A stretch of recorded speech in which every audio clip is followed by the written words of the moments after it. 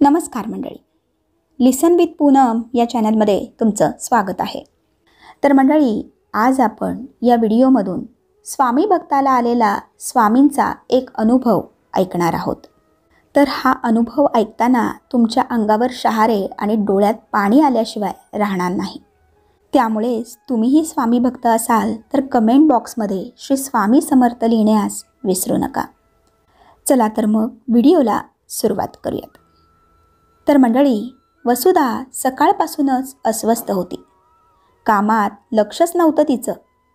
त्यामुळेच की काय, आज दूध ओतू गेलं, भाजीत मीठ कमी पडलं। तिच्या या धांदलीमुळे उशीर झाला म्हणून सिद्धार्थची झालेली चिडचिड तर तिने ऐकलीच नाही। राजस सोसायटीमधलं सिद्धार्थ आणि वसुधा हे एक देखणं, समंजस आणि सदन असं जोडपं होतं। सगळ्यांनाच त्यांचा हेवा वाटायचा। दोघांची चांगली नोकरी, सुशिक्षित आणि प्रेमळ आईवडील, स्वतःच्या कमाईच्या जोरावर घेतलेला नवीन फ्लॅट, सगळं कसं छान होतं। पण दुःख म्हणावं तर एकच, लग्नाला 5 वर्ष झाली तरी घरात पाळणा हल्ला नव्हता। दोघांच्याही आईवडिलांना आजी आजोबा व्हायची घाई होतीच। त्यामुळे अडून अडून तेही विचारायचे याबद्दल, आणि ते दोघे काहीतरी कारण काढून विषय टाळायचे। पण एकमेकांना ते टाळू शकत नव्हते।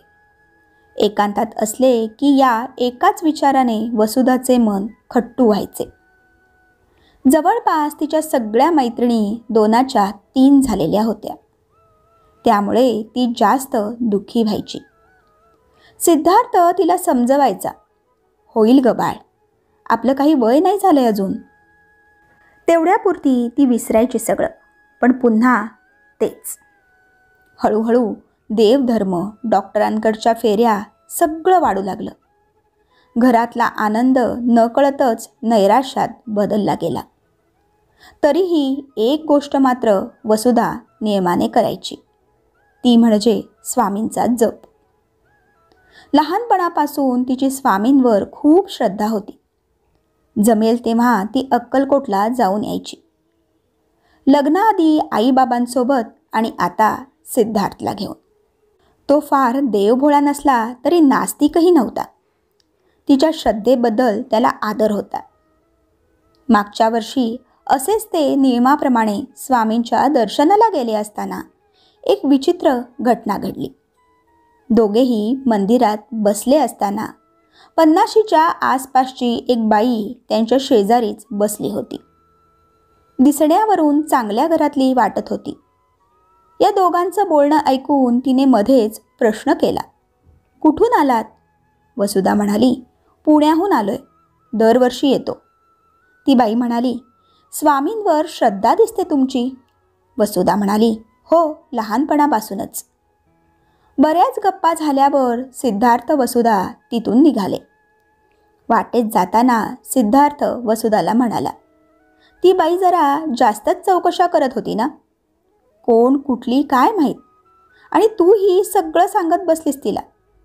वसुधाने सिद्धार्थचे बोलणे फारसे मनावर घेतले नाही। रात्री अन्नछत्रात प्रसादावेळी परत तीच बाई वसुधाच्या समोर जेवायला बसली। वसुधा नुसतीच हसली तिच्याकडे बघून, पण का कोणास ठाऊक त्या बाईचा चेहरा खूप प्रसन्न आणि शांत वाटला तिला। तिथून बाहेर पडल्यावर ती बाई वसुधाला शोधत आली आणि म्हणाली, पहाटे आरतीला ये बरं का। वसुधाला मनात वाटून गेलं की का ही बाई आपल्या मागे मागे करते।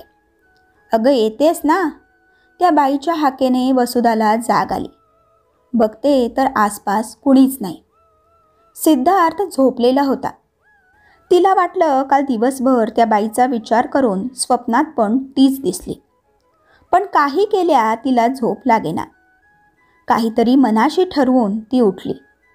अंघोळीसाठी बाथरूममध्ये गेल्यावर बघते तर गरम पाणी अजून आलं नव्हतं। तशीच गार पाण्याने अंघोळ करून तिने आपलं आवरलं।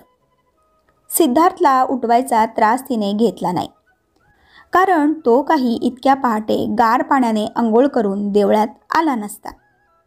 दार लावून घेऊन ती झपझप पावले टाकत देवळाकडे निघाली। भक्तनिवास तिथून जवळच असल्यामुळे कुणाच्या सोबतीची तिला गरज नाही वाटली. बाहेर अंधार होता. ती खाली मान घालून रस्त्याचा अंदाज घेत निघाली होती. तेवढ्यात मागून शुकशुक केल्याचा आवाज तिला ऐकू आला. जागच्या जागी वसुधा थबकली. तेवढ्यात ती कालची बाई कुठून तरी आली आणि म्हणाली, घाबरू नकोस, मी आहे. वसुधाला हायसे वाटले आणि त्या दोघी काकड आरतीसाठी देवळात निघाल्या. आरती सुरू असताना एक वेगळाच रोमांच तिला वाटला. अंगावर काटा आला. स्वामींच्या उत्सव मूर्तीचे ते प्रसन्न रूप पाहून डोळे भरून आले. आजूबाजूच्या जगाचा जणू तिला विसरच पडला. मागच्या खूप दिवसात इतका आनंद तिला झाल्याचे आठवत नव्हते. आरती झाली. तेवढ्यात सिद्धार्थची हाक ऐकून वसुधाने मागे वळून पाहिले. खोलीत ती न दिसल्याने घाबरून तिला शोधत तो मंदिरापर्यंत आला होता. वसुधा न सांगता आल्यामुळे जरा रागातच होता तो, पण तिला पाहताच शांत झाला. सिद्धार्थ म्हणाला, अगं काय, सांगून तरी यायचं ना, किती घाबरलो मी. एकटीच आलीस ते? वसुधा म्हणाली, अरे एकटी कुठे, या काकू होत्या ना सोबत. असे म्हणत वसुधा काकूंच्या दिशेने वळली तर तिथे कुणीच नव्हतं. अरेच्चा, काकू कुठे गेल्या? सिद्धार्थ म्हणाला, कालपासून ती बाई काही तुझी पाठ सोडत नाहीये. आणि कुठे आता? ते राहू दे, चल आपल्याला निघायचंय, बसची वेळ होईल. दोघांनीही स्वामींचे परत एकदा मनोभावे दर्शन घेतले. आपली कूस उजवण्यासाठी मनातल्या मनात वसुधाने गाराणं घातलं आणि ते परतीच्या प्रवासाला लागले. आल्यावर नेहमीसारखे दिवस पुढे सरकत होते. नोकरी, घर, रुटीन सुरू होतं. औषधांना कंटाळून डॉक्टरच्या फेऱ्याही तिने बंद केल्या होत्या. देवाच्या मनात असेल तर होईल असे म्हणून तिने तात्पुरता का होईना विषय थांबवला होता. त्या दिवशी सकाळी एका अनामिक भीतियुक्त आनंदाची जाणीव तिला झाली. तिची पाळी या महिन्यात चुकली होती म्हणून तिचे लक्ष नव्हते आज जास्त कुठं. उगाचच वाटून गेलं मनात काहीतरी, म्हणून घरातच प्रेग्नन्सी टेस्ट केली. तर काय आश्चर्य, टेस्ट पॉझिटिव्ह आली. वसुधाचा आनंद गगनात मावेना. तिने पटकन जाऊन देवासमोर साखर ठेवली. पण अजून ही बातमी तिने कोणालाही सांगितली नव्हती. त्या दिवशी ऑफिसला सुट्टी टाकली आणि डॉक्टरची संध्याकाळची अपॉइंटमेंट घेतली. सिद्धार्थलाही घरी लवकर ये म्हणून कळवले. नेमकं त्याच दिवशी जास्त काम असल्याने तो थोडासा वैतागला खरा, पण बायकोची तब्येत बरी नाही म्हटल्यावर तो तयार झाला. गायनॅककडे जायचं असं वसुधाने सांगितल्यावर सिद्धार्थला वाटलं की पुन्हा एकदा ट्रीटमेंटसाठी तयार झाली की काय ही, म्हणून तोही खुश झाला. फार काही प्रश्न न विचारता दोघे निघाले.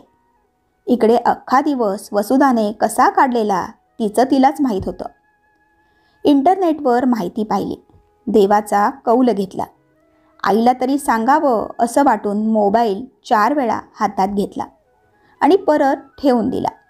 तिला वाटलं एवढी घाई बरी नाही. मुळातच समंजस असल्यामुळे मनाला आवर घातला तिने. तिकडे डॉक्टरांनी ग्रीन सिग्नल दिल्यामुळे सिद्धार्थ तर नाचायचाच बाकी होता. एकतर खूप मोठं सरप्राईज होतं हे त्याच्यासाठी. तो बाबा होणार होता. झालं. घरातलं वातावरण त्या दिवशीपासून एकदम बदललं. वसुधाच्या खाण्यापिण्याची, तब्येतीची सर्वजण खूप काळजी घेऊ लागले. सासूबाई सुनेच्या काळजीपोटी गावाहून तिच्याजवळ राहायला आल्या.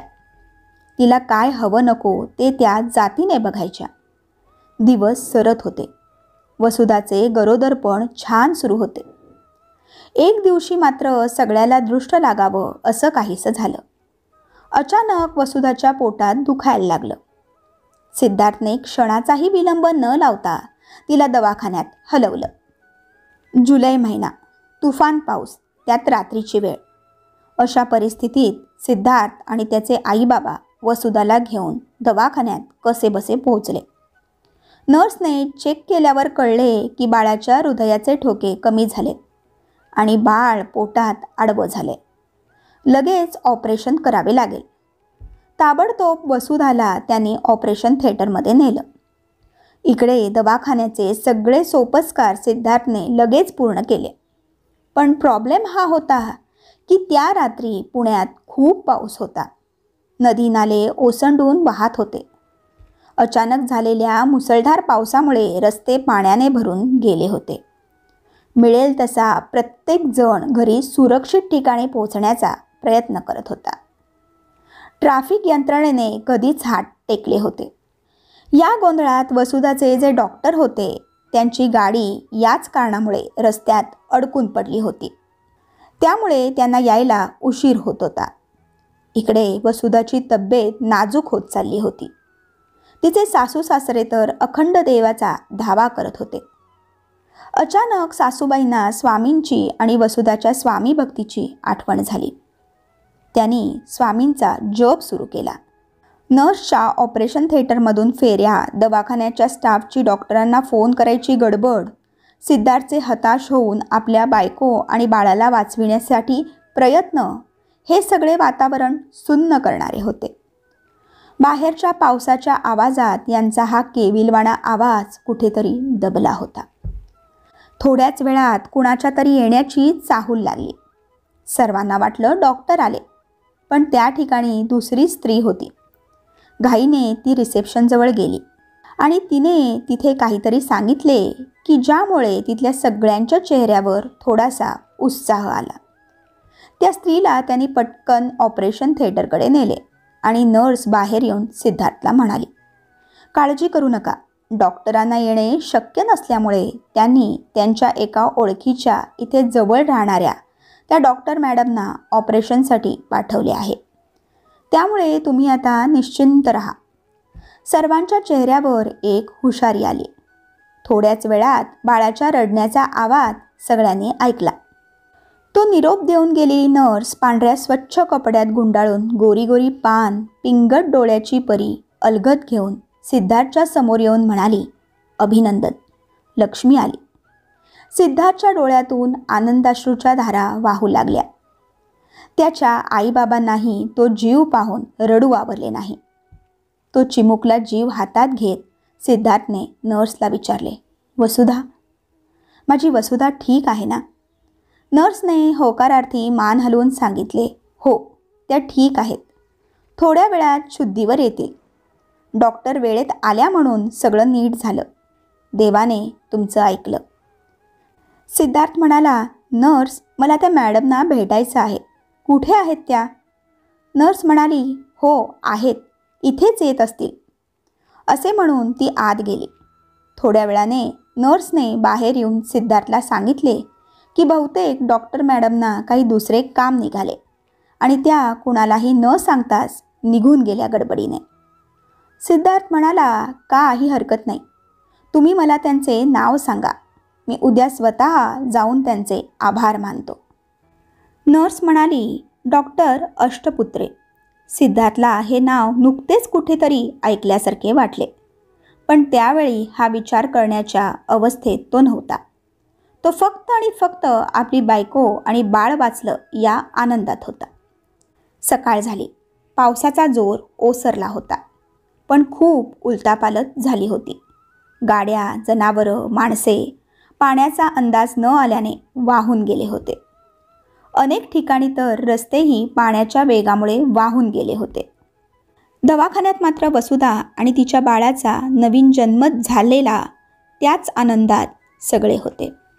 एवढ्यात वसुधाचे नेहमीचे डॉक्टर नर्सला घेऊन वसुधाला बघायला आले. तेव्हा त्यांनी जे सांगितलं ते ऐकून सगळेच अवाक झाले. ते डॉक्टर म्हणाले, काल इतका प्रचंड पाऊस होता की माझी गाडी एका खड्ड्यात अडकून बसली आणि ती काढायच्या नादात माझा मोबाईल कुठेतरी पडला. त्यामुळे मी कुठेच फोन करू शकलो नाही, दवाखान्यातही नाही. आणि महत्त्वाची गोष्ट म्हणजे डॉक्टर अष्टपुत्रे नावाच्या कुठल्याही व्यक्तीला मी ओळखत नाही आणि मी त्यांना इथे पाठवले नव्हते. वसुधा, देवदूतच आलेला तुला आणि तुझ्या बाळाला वाचवायला. वसुधाने बाळाकडे एक क्षण पाहिले. तिच्या डोळ्यात पाणी आले. डॉक्टर गेल्यावर ती म्हणाली, सगळी स्वामींची कृपा. तुला आठवतंय सिद्धार्थ, आपल्याला जी बाई स्वामींच्या देवळात भेटलेली तिने त्या दिवशी बोलताना तिचे नाव काय सांगितले होते ते? सिद्धार्थ एकदम चमकला आणि म्हणाला, मी अष्टपुत्रे, पुण्याहूनच आली आहे. तर मंडळी, स्वामींची कृपा ही अशी असते, ते आपल्या भक्ताचा हात कधीच सोडत नाहीत, हे कायम लक्षात ठेवा. धन्यवाद. श्री स्वामी समर्थ.